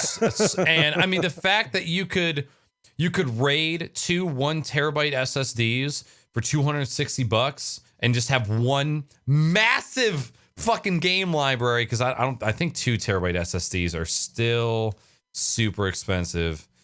It's about the same price. It's a little bit more. 280 for a SanDisk 2 terabyte, or 290 for a Crucial, 300 for a 2 terabyte. So if you wanted to save a little bit of money and just raid them together, you could. But yeah, crazy the amount. I've actually been kind of waiting for like a big sale on, I mean, even though they're already pretty cheap, but I have 4 different Steam libraries between like different hard drives in my gaming PC, all just smaller SSDs. And I would love to just pull all of them out and then just get 2 large SSDs and just kind of put everything together in a raid. One day though. I really, before anything, I need to upgrade my goddamn monitor. For anything, the color and contrast ratio difference between my main monitor and what I see on my IPS upstairs, I can't even like look at Discord dark mode on my main monitor anymore. It looks that bad. One of these days. All right, moving along to the second topic, Twitch, and this was kind of a quick one. And then we'll move along to the Q&A. The new mod tools are live for both streamers and mods. I don't exactly have a list of everything that's brand new. Let me click on this thing. Share channel-specific comments about your moderation choices. See when they made their account. View the newer channel user-specific. View the user's channel-specific chat, timeout, and ban history. So all are huge things. They kind of just took a lot of the features that came from Frankerface and Better TTV and implement them natively into Twitch, which I'm all about. Both of those platforms are very usable. Amazing. Oh yeah, really, Does really it good. only show the ban history for like that channel or any channel? No, it's probably just that channel. Yeah, I think it's just. I can't imagine they're logging all of the other bans for all the other channels. Okay. Well, that's awesome, man. Better tools for mods to be able to moderate, man. That's awesome. Absolutely. The fucking mod comments. I haven't personally used them, but when I saw that setting was possible to where all your mods, like if somebody steps out of line or is an asshole one night or says something that's fucked up, and the fact that your mods can just click on that name in chat, put a comment on there, nobody else can see it except for the creator of the mods in the channel and the channel creator itself. It's fucking awesome. Yep. And if you want a little bit more archivability, I'm going to post this in chat. There is a web app called Log Viewer by CBenny, and you can basically sign up your channel to always have your chat logs. You can go back to any day, any time, search a user and see all of their chat logs. So if you have somebody that's maybe been around for a year and they've been causing any issues and you want some proof to go off of how many times they stepped out of line, check on that link in chat. I have my Twitch channel signed up on that. I can go back and look at chat logs at any time, and it's super, super helpful. I see that they have some sort of chat logging with their tool. I don't know how far back it goes and how versatile of a tool it is. So if you'd like having something as a backup, which I do, go and do it. Okay. Next up, we have the cumulative sub streaks have finally hit Twitch, and oh my lord, is it wonderful. And confusing at times. Extremely confusing. Of course, Streamlabs is behind as far as updating their API on how those sub streaks show. So I've had people that I know have been subbed for 8 months, 9 months, 12 months, and it shows Streamlabs stream labels shows them as a brand new sub and doesn't show a streak at all. So they're probably doing a little bit of work on their end as far as the resubs can go. Full transparency. There were a couple people that I had some really long sub streaks. And when I lost my job, I canceled all of my subs. And I was like You know those tweets where people are like, if you have to cancel your sub, you're still a human. You can come back and still enjoy the channel. I was one of the people that could have resubbed again, but didn't because my streak was gone. And I was like, man. And you like lost your badge. It's like a 20-month sub, and I'm just going back to a 1-monther. And I felt that. And I just like, and I resonate with other people who felt that too. And as soon as this came out, I had the sudden urge. I went back to Future Man and I resubbed, and just seeing that 34-month resub just come right back, it just made me feel good. And it's something really dumb, and that shouldn't have stopped me from resubbing. And I mean, before a couple months ago, I wasn't in a good place to start resubbing to people again anyways. But I felt it, man. I felt it. No, I'm probably gonna. It's funny you mentioned Future Man because he was a guy I was sub to for a really long time, and I stopped for whatever reason because I just didn't get to watch as much Twitch, and I had to kind of limit how many people I'm sub to. And one of the reasons too was like, man, I don't want to start all the way back over. I'm probably gonna resub the Future Man here pretty soon. Dude, he is back and he is killing it. He is doing so awesome. Fucking good. I love watching him, man. He's so good. He's probably one of the most inspirational streamers I've ever watched. I love Future Man. He was one of my first, like the first true streamer that like I subbed first. He was the first person I ever subbed to. And yeah, just like watching him do what he did and the act of him building a character and kind of having this whole other part of the show that wasn't even video games. I'm sure people can look at us and see all of the inspiration that I've gotten from him, but I just respect that motherfucker so much. And just to see him overcome all of his transgressions over the past year or so, even more than a year, he's been going through shit just nonstop. And it's really good to see him back in his groove and just killing it again. I respect the shit out of that, man. I like him too because he was a teacher. So that too, that's yeah. a whole nother level of respect that I have for that guy, you know. Did you see that he went back and did like on career? He did a career day thing and talked about Twitch streaming. Future Man, you're so good. You're such a good guy. He is one of the best. All right. Well, that is it for the gaming news and discussion. There wasn't really much, so we'll just move. Oh, go for it. We should say something about. Have you guys watched any or played any Apex Legends? I've watched a lot, haven't played any. Haven't watched or played any. Planning on it? I mean, maybe. Yes. I think they did put it out in they did put it on Xbox. So I think maybe it's on like all kinds of shit. I think it's free on PS4 as well. Yeah, it's free everywhere. But I have a 1X, so I would imagine that would be my best bet. I didn't put it on the script because I've been trying to get in the habit of only bringing up topics when I have something to say. And since I knew that none of us had probably played it yet, I didn't know if it was a good topic to go off of. I love the fuck out of watching that game. That is my point of bringing it up. Is just that game is the pace of it is great. I feel like I've been watching everybody, but I've been watching a lot of Summit and Shroud playing, and I mean, it's been killing it on fucking Twitch. Why do you like watching it so much? It's a BR game, right? Yeah. Which I don't typically play, but I don't either. But yeah, it just looks so fun. Like it seems like a really great balance. The respawn mechanic changes everything. Mechanics, the fact that you do have a lot of different ways to move around the map, all the zip lines and shit. I mean, they definitely took a few things from Fortnite when they were developing that motherfucker. But do you know what that game reminds me of? Lawbreakers. Yeah. Remember Lawbreakers, that like deathmatch game that came out for like a month and then immediately died? Yep. Kind of reminds me of that a little bit. But yeah, it's just it's funny because there's a lot of hate around the game, like it's just another BR with different mechanics. No shit. Yet everybody absolutely loves it. Like they obviously did something different enough to draw on all of these people out of fucking nowhere. Well, the fact that you have to have a squad, you have to like all the legends, all the characters are different in the sense of like almost an Overwatch type of like planning goes into it, to where you have to have different players of different skill sets on your team in order to be really super good at it. But I don't know. I just feel like I've had a lot of fun watching.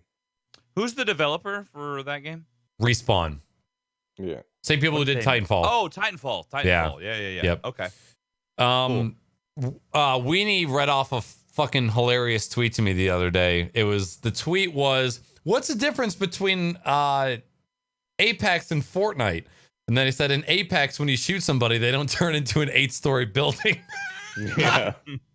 Like, I still 100% have nothing but respect for Epic and Fortnite. I think what they did and are doing is amazing. I'm also super stoked. I'm so confused how we had PUBG and it was like the saving grace because nobody wanted to play H1Z1 anymore.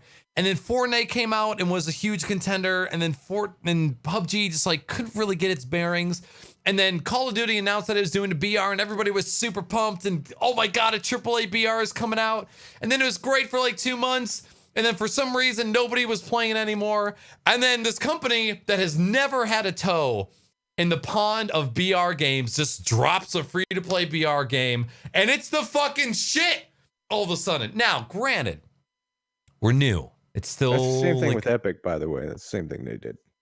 just like, oh yeah, that's right. And did you see a tweet from Courage where it was a screenshot of the patch notes of Fortnite? And it was like, list thing. And then somewhere in the middle of the list, it just said, added battle royale mode. Just all so subtle. And then who would have known? Oh, Jesus, I'm so sorry. Who would have thought that this game would have taken over the fucking world? I think I might be the only motherfucker that actually bought the real game before I played. You Fortnite. might be. You might be. I love the real game. It's fun as shit. It's just like wave tower defense. It's great. But nobody else gives a fuck. Right. So I'm super stoked. I've looked at the game. I think it's interesting. I just don't know if my time is best invested in a battle royale game. It'll always just be a game that I can fall back on if I want to play. Weenie and I like to play battle royales when we're off stream. It's something we can play for 3, 4, 5 hours and just have a good time. I don't like streaming BRs as much as I used to. Like I said, it's kind of a fallback thing when we have nothing else to play. But I'm stoked. Like, I'm glad that there's another game that people are enjoying that's free. It's cool. I'm glad, because I'm sure there was a time when World of Warcraft was the best game of the world, and all of these people who didn't like MMOs were trying to get on board with World of Warcraft and like, God damn it, I hate this game. I want something else. So I'm hoping that all those people that didn't have a game that they liked for a while, I'm hoping they're getting a lot of playtime in. It's just attention span. It's a great game when you can play it for an hour, you can play it for 10 minutes, you can play it for whatever. Right. The rounds are quick. Like, I don't know. I like the UI. I like a lot of shit about it. I think I'm going to download it. I hopefully by this time next free-for-all, we'll have some more to talk about Apex. Yeah. Okay, Smokey. Moving on to the Q&A. We have a question from Twitter from Snowguard regarding Battle Royales. Do you think the popularity of the Battle Royales is overshadowing good games that are coming out? I'm not referencing retro-inspired games either. Crackdown 3 is coming out at the end of the week and Anthem on the 22nd. But all people want to talk about is Apex and Fortnite. I don't think so. I don't think that it's overshadowing. I mean, I think BR is just the game that has drawn most people's attention. It's the flavor of not the month, but it's the flavor of the right now for gaming. There will be some other type of game that will change that in the future. I don't think it's going to necessarily be a BR, but in the gaming world, that's the big thing, and that's what does it. But there's tons of other types of games that, I mean, shit, just look at me. I mean, I don't play BRs really. I mean, shit. I know it's anecdotal, but no, I don't think it's overshadowing it. I think it's just that's what a lot of people like right now. So that's what a lot of people are into. But there's There's plenty of room for other stuff. Yeah. I think the cameras just go where the money's at. Yeah. Right. I mean, it might be a free-to-play game, but they're making a fuck ton of money. They're basically using everything Fortnite did, but made it just a teeny tiny bit more realistic-ish and took away the fall damage, Right. and they took away the building. Other than that, Here, it's basically just realistic Fortnite. I've been trying to think about this for the past couple weeks about why BRs are doing so well. And the first thing that comes to mind is you look at Fortnite. Look at Fortnite day one and look at what Fortnite is now and how much the game has changed and evolved since then. Could you take Red Dead Redemption 2 and change all of those things about the game from start to finish and still have a fan base at the end of it? No. Could you take Battlefield 4 and change it the amount, like if you took all the maps and changed where buildings are, changed how guns worked, changed certain aspects of vehicles and how they drove, and could you change all of those things in a deathmatch game like that from start to finish and still have the same fan base? I don't think so. I mean, Battlefield had a lot of changes throughout the years, and obviously throughout the games, they've had their changes. But Battle Royale has, especially Fortnite, has this weird thing where they can just constantly be changing and adding new things. For instance, the Marshmallow concert in Fortnite game.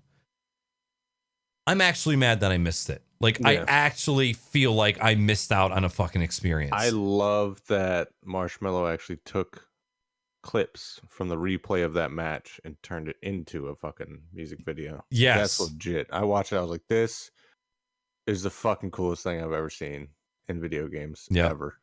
I watched a VOD of Dr. Lupo's stream experiencing that thing, and it was just awesome to watch.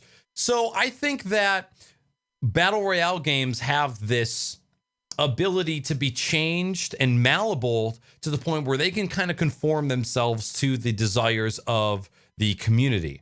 And that's awesome. And that's what keeps the game fresh for people. Like all of the events that they've done with teasing how the map was going to change and the crystals that make you turn into like a superhuman and then having snowfall on half of the map. I think that's why we are seeing such longevity with these types of games. And the thing with BRs is there's just so much replayability with them before they get tiring. And because all of these developers are doing so many different things to change the game as it goes on, it's keeping people interested because they are seeing new things all the time. So I won't necessarily say that it's overshadowing any other games. I just think that other games are failing to provide replayability with the games that are coming out. Single player games, there's no chance unless you're adding DLC and you're adding brand new, fresh content from start to finish. With multiplayer games, there's a couple options you can do, but Battle Royales just have this ability to just be kind of transformed as time goes on. And it's just kind of what people love right now, right? Yeah. No, it is, man. Fortnite is the popular thing because of all the shit they do. Right. I mean, by constantly changing the map and doing special events for different holidays and doing, constantly turning over shit in the store, new accessories, new dances, all that shit. Skins. I mean, it's made for kids. There's It a is. reason it is as popular as it is. And why us millennials love it. Like, it's perfect for people with no fucking attention span. 20 minutes a match, you're not wasting all fucking day. You can play by yourself. You can play with a couple friends. You can play with a shitload of friends. Like, it's legit. Easy to play, quick. That's why people like it. Yep. And as far as Twitch is concerned, it's if you hang out in the circle of people that we hang out with, Twitch is on your fucking screen all the goddamn time. Mm-hmm. So you're gonna see this content regardless. If you go to the browse page and hit channels, you know for a fact there's gonna be like at prime time in the US, you're gonna see 4 or 5 fucking channels at the top that are playing some kind of BR game. It is what it is. Yep. There's 200,000 fucking people watching it. It's not because they suck. It's just I don't particularly like them. Right. Moving along to grabbing questions from chat. First one from Snowguard. Do you find the forced anime eyes for Alita Battle Angel creepy as fuck? Because I sure do. Yes. I have no idea what this is. Okay. Yeah, it looks it's- legit.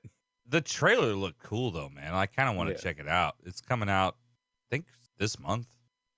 Okay. But it's a cool looking movie. But yeah. The eyes on the. I mean, it's supposed to be like that. It's supposed to, because it's not human. It's not natural because she's like a robot or a cyborg or whatever, you know. But yeah, definitely creepy. We need But to cool. show me a trailer for a movie where a baby comes from a UFO in space and lands on Earth and gets raised along other side humans, but then ends up turning into an evil villain and then just starts mass murdering people instead of like the other way around where they're like the hero that saves Earth from the inevitable alien invasion. Super fucking weird, but also very intriguing at the same time. I'll put it to you this way. James Cameron is one of the producers for this Oh, Alita Battle Angel. okay. It's going to be great. It was originally a fucking manga series Okay. that they've adapted for film. It's going to be awesome. Next question from Bearded Corvus. Who do you think has more success rate and channel growth, variety streamers or specialty game streamers? It depends on time frame. Well, and I it mean- depends on what you consider success too. You know? If we're just talking numbers here, short term, more than likely somebody who's playing a specific game, especially if they're good at it. But over the life of a channel, if you play one fucking game, eventually that game's going to die. I don't give a shit who you are. Or you're going to get sick of it. Yeah. Or, I mean, how could you not? So that's the thing about these Fortnite and BR streamers that I don't understand. How the fuck do you play the same game every day, 6-7 days a week, for Right. 6 months straight? And it's not even like you're going up in a ranking system where you start playing people in your skill bracket. You're just murdering noobs 90% of the day. And then like 1 out of 10 matches, you find somebody else who's also pretty good and it's a challenge. Yeah. Fuck that.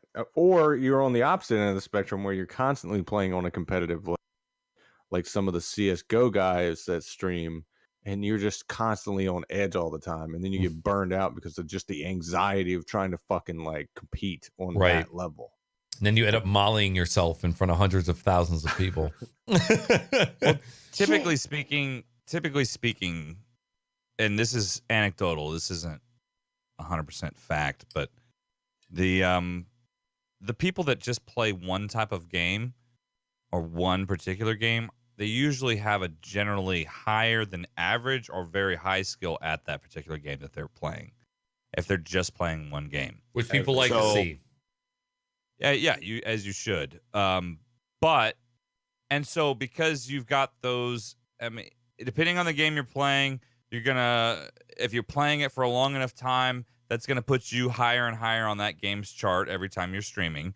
And, you know, depending on the game you're playing, the time of day, there's all these other factors that can promote that. But typically speaking, there is a method on Twitch that you could use. You could do a little research yourself on it to where if you want to dedicate yourself to either one game or a genre of games, you could see an uptick in your viewership and everything else because you're isolating yourself to that particular game and or genre.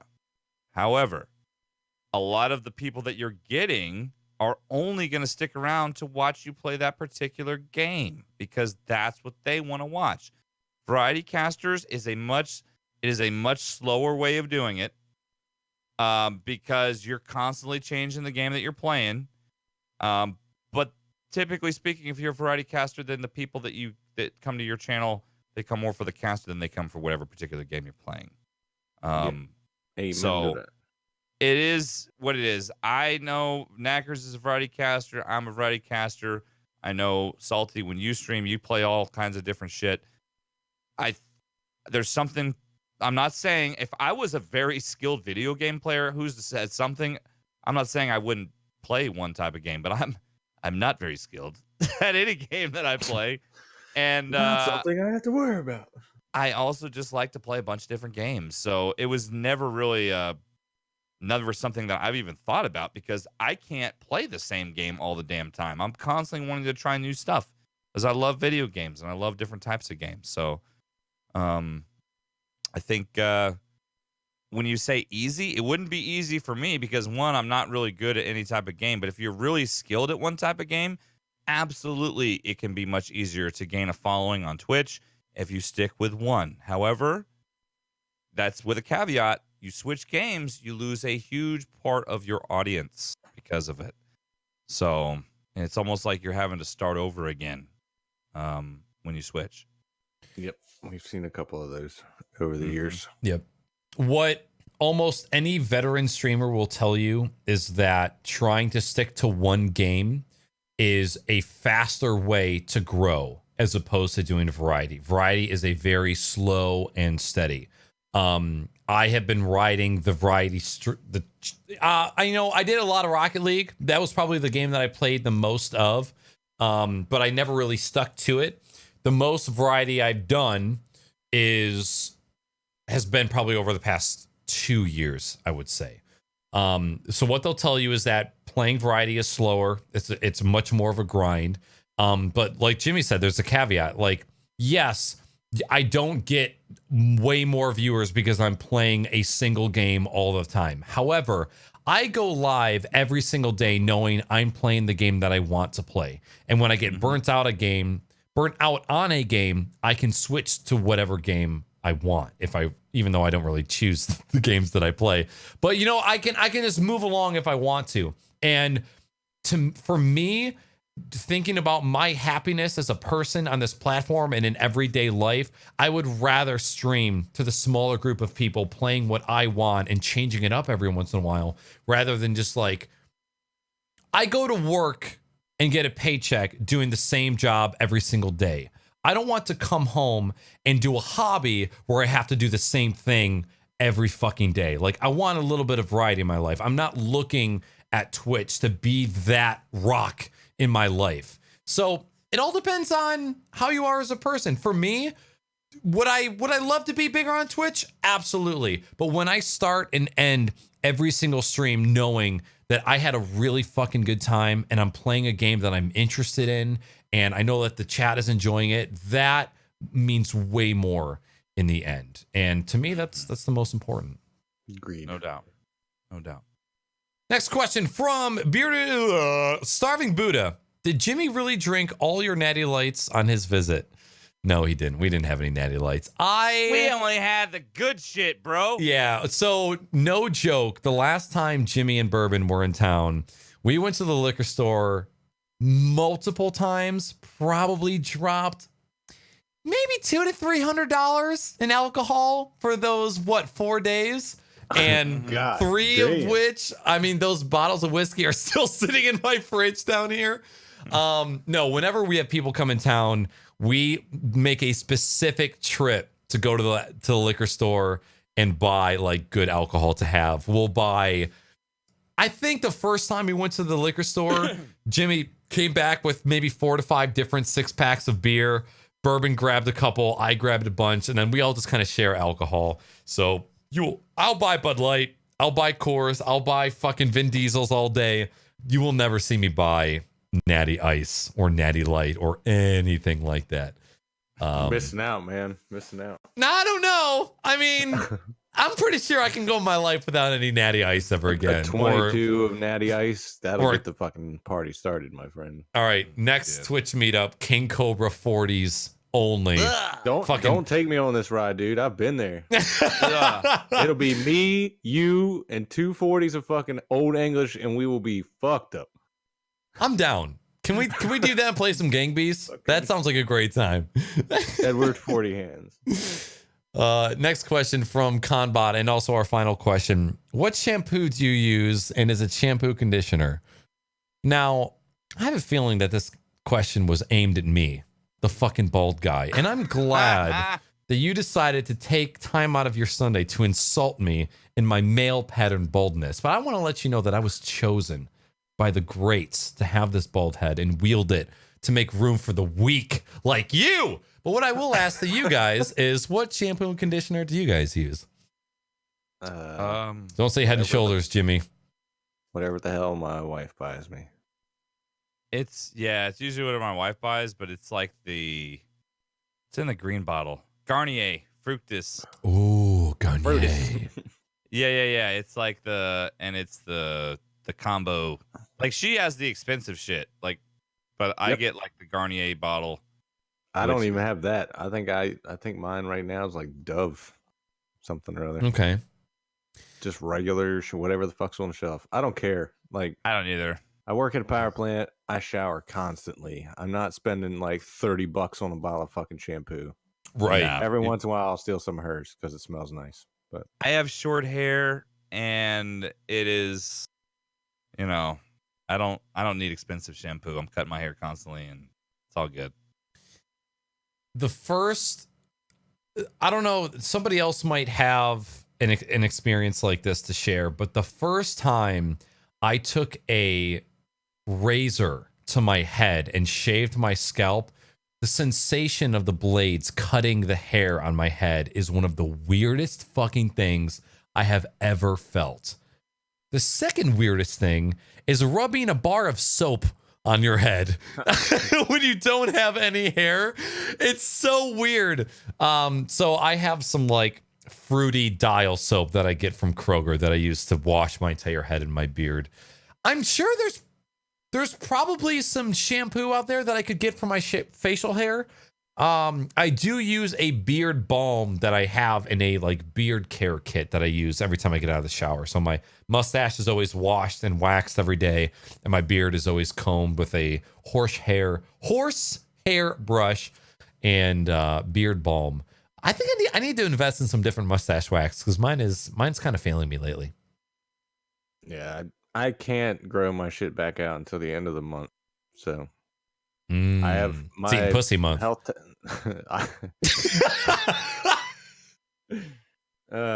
different story. Different time. So anyway, so I ended up cutting most of my beard off today because like 2 weeks from now I have my health testing at work, so I have to do the respirator fit test shit. And technically I could have something like this. Okay. Still do the testing, but as most of you know, every year when it comes around, go back to baby face. It's just this year I was 2 weeks too early. Jumped the gun. Next time you go to your mom's house, can you please pull the picture off of the bulletin board that has you in a goatee, and can you hold it up next to yourself and take a selfie? Why? So you see how much fucking older I look? Yeah, but you also might not look that much older whatsoever. So that picture's like fucking 10 years old at least. Crazy. Yeah. All right, everybody, that is it for the question and answer, and also that is it for our podcast tonight. It was a fantastic episode, and we absolutely thank each and every one of you that came here to hang out with us and just chill. If you're listening to the audio version in the future, thank you for deciding to take a minute and listen to the podcast. I appreciate you guys. So what we're going to do is we're going to go around the room one final time, reintroduce you to my two regular guests that I have on the show every other week. They're going to spot off their social media and whatever special events they have coming out soon. So, SaltySam, start with you. My name is SaltySam. You can find me on Twitch at SaltySam, Twitter at TheSaltySam, and Instagram Salty all day. I will be continuing to try to fucking fix my house. Maybe not have all this shit behind me next week or 2 weeks from now. The guitars are staying, right? Yeah, no, that's all staying. Right. All that shit's staying, unless I just get a hair up my ass and start selling shit. Because then I can get rid of all of this too. Never ends. No, it doesn't. I am a hoarder. I'm sorry. My name is Jimmy, aka MiddleAgedStream. You can find me on Twitch and Instagram at MiddleAgedStream, Twitter MiddleAgedStream. Not an internet killer at okcupid.com. I have my 4-year Twitch anniversary coming up this Saturday night. I'll be starting earlier than usual. So if you want to come laugh at some old shit that I used to broadcast on my Twitch channel, come along and say hi. That would mean the world to me.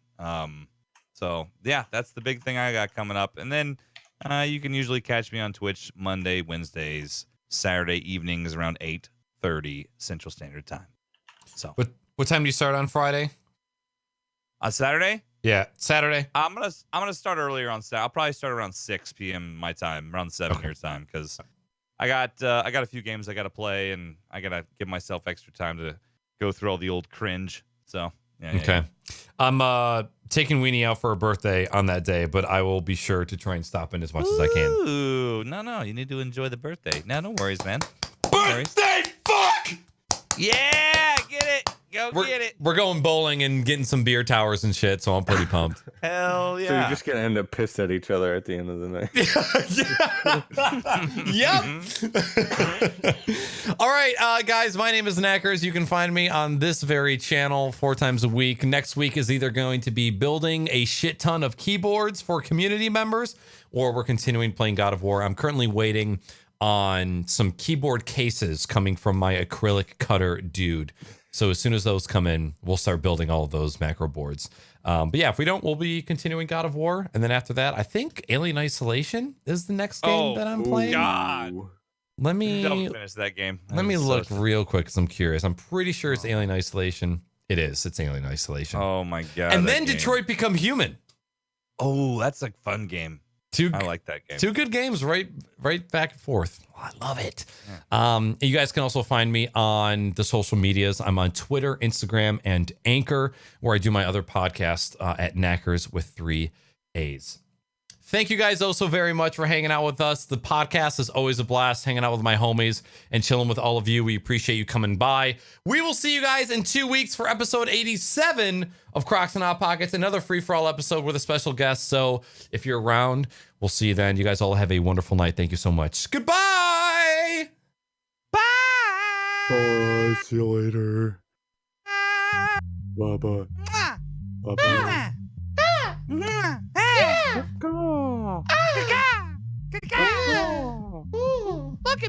Look at me.